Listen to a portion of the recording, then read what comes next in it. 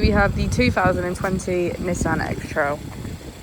This vehicle has done just over 39,000 miles with a manual transmission.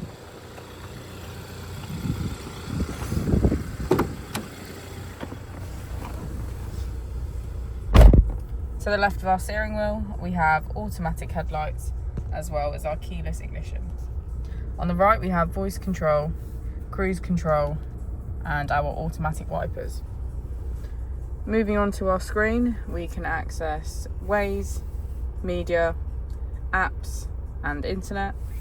If we put our vehicle into reverse, we can see that it comes with a 360 degrees camera with parking sensors.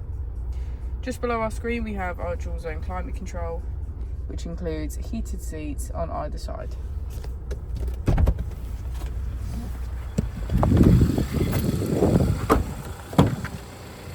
As we go into the back of the vehicle, we can see that it has a full leather, black interior, and get a good view of our panoramic roof.